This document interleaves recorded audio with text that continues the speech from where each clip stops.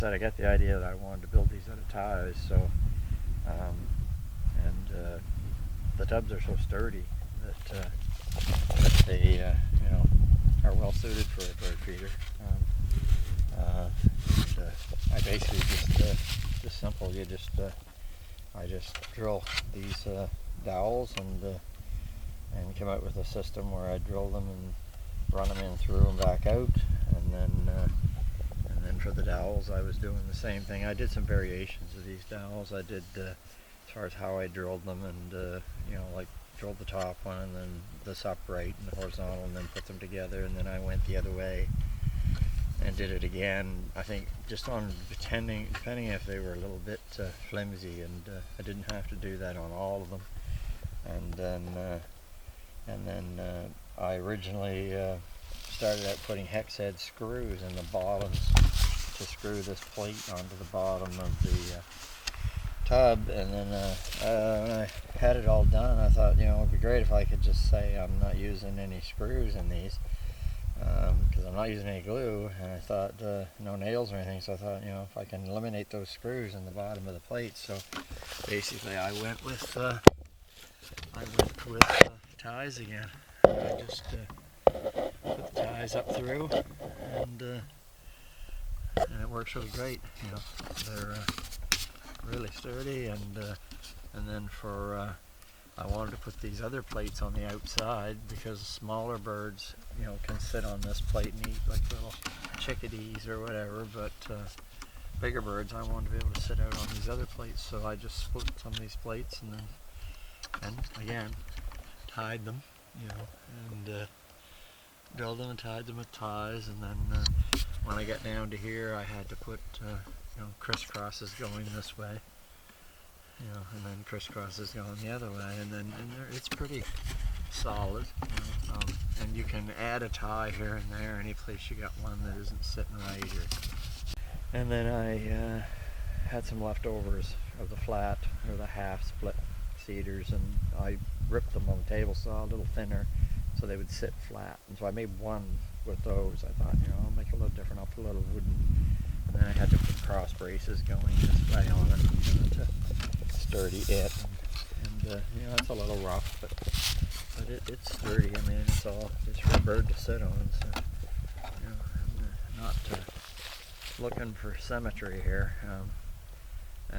So then I had the three that I built that were all of these pink ones here, and then basically put those all together as one, then build another one because I wanted another one.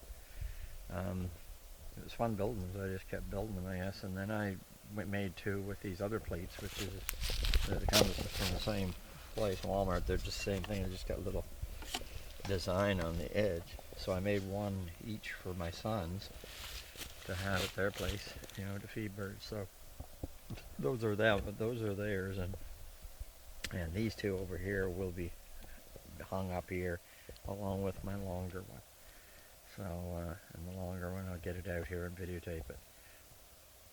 But yeah, it was a lot of fun, and I basically I don't know if anybody really wants to build them themselves this way, but I mean, it's you're welcome to it. And I didn't film me putting them together because I'm all over the place when I'm doing it. I have tools in my basement all over the place, and it was a kind of a trial and error thing. I was going to see if it was going to work, and didn't know if it would. And, some of them are a little bit rough. They're tippy, and this one here, and you get it just a little bit, but the birds ain't going to care. And you can put another tie and pull it together and tighten it up a little bit if you want. It's not a contest, so I was quite pleased. And the thing I liked about it is I could actually claim that I built them with no screws or nails or glue, or it's just cable ties. So no screws, nails, or glue, which usually you use when you're building a bird feeder. So yeah, it's pretty cool. And then, I've got to get my other bigger one up, and then I'll get it mounted, and then I can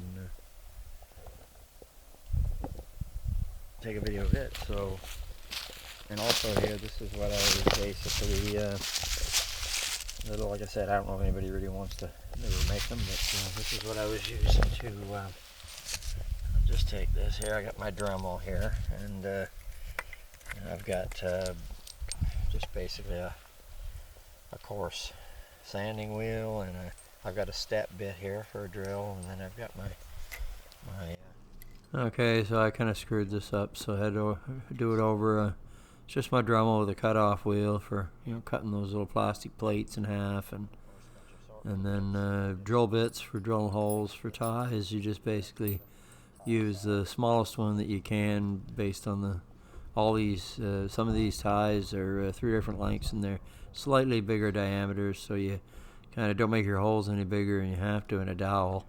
You'll weaken it, so you just basically, as long as it'll fit, you can pull it through. And in some instances, I was using 2 ties in the same hole, and then bring them back around through and holes on opposite sides of another dowel. But there's 3 different sizes there. There's 6-inch, 8-inch, and 11 3/4 inch, and I was using the 6-inch ones because, or the 8-inch ones, sorry, 6, 8, and 11. But it was the 8-inch is what I was using because just gave you more room to grab them, to tighten them, and they had more reach. And in some places I was actually using the 11-inch ones.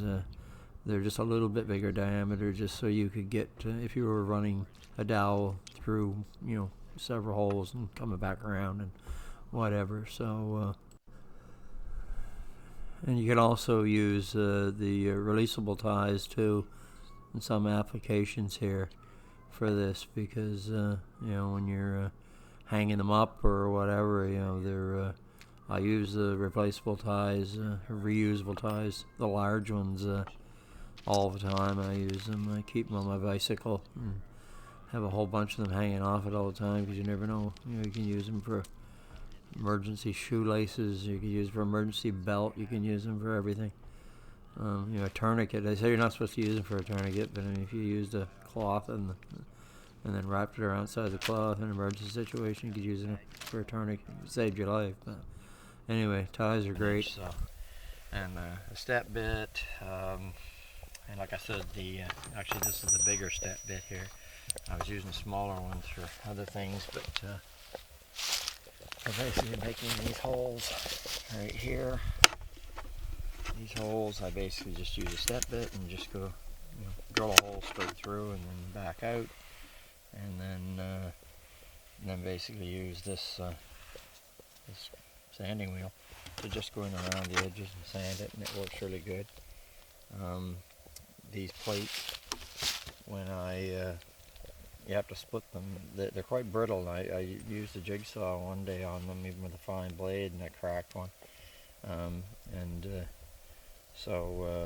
drilling holes for these wooden dowels here in the plates is the same thing. The step bit works really good. You can just go down, drill the hole, and then if it's not quite big enough for the dowel you're using, you can just go around it.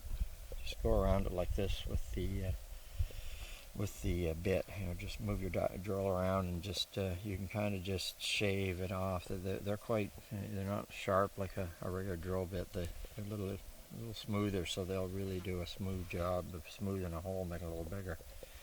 So you actually can do that, and of course you can use a sander on that too if you want to, just to go around the edge. And I also found that the cutoff wheel actually works really good for cutting those plates in half. Because like I said, I cracked one using a jigsaw. Just the jigsaw jumps so bad, and you know, you can take this. You know, it's fairly easy to get these half and half. You just you know, you just kind of find the center of the plate, measuring from this way and this way, and then you just basically take the coffee mate tub and use it as a guide and make a circle around, because you got to know where it goes in the center anyway. So you just make kind of like, you know, marks here and here, measure from the edges all the way around, and make sure. I had actually a little template made out of paper that I basically had, But then once you get the basic center, it doesn't have to be exact. And then if you're going to put these, you have to have a little drawing here where your dowel's going to go, and then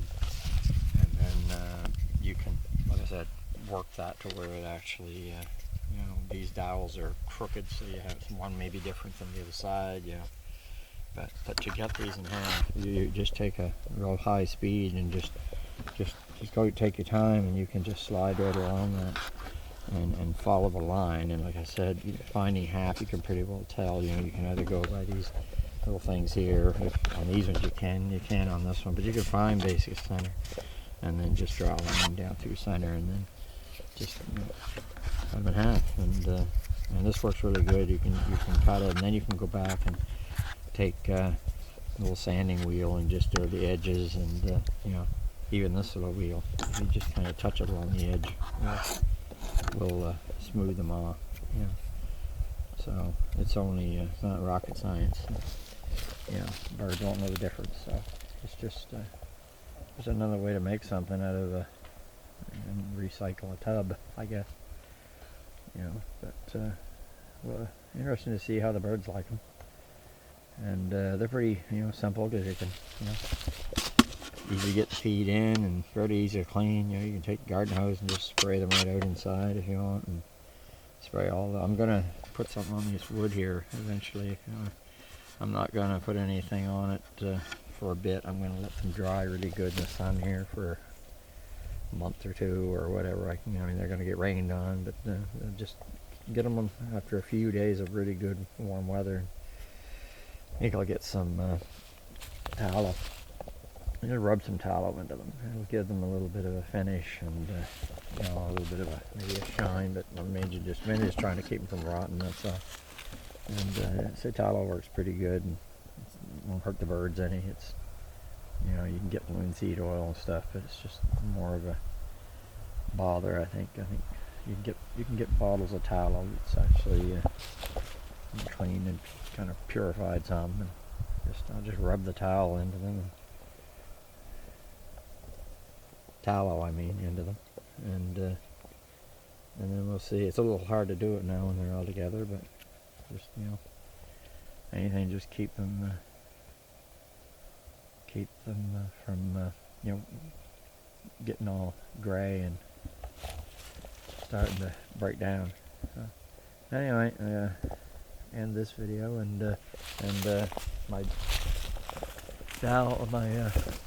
baffle here for my squirrel is basically tubs again, so might as well keep going with the experiment. So and all I've done here is I've got my cable really tight, and this is a 3/8 cable, I think it is what it is, and then I've got I just drilled a hole in both ends of each tub, right dead center, and it's really easy because you can tell center on the bottoms are pretty well.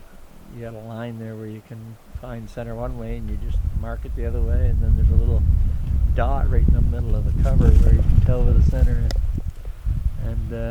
And then I basically I'm using 2 aluminum arrows.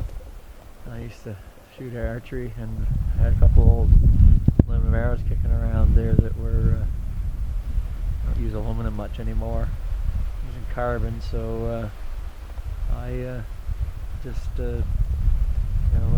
cut the ends off. I think one was missing a knock anyway, and then the other one I just cut the insert off, and just cut it off behind the insert with the cutoff wheel again, and then Dremel cutoff wheel, and then just it's perfect fit for that cable, that 3/8" cable, to go through.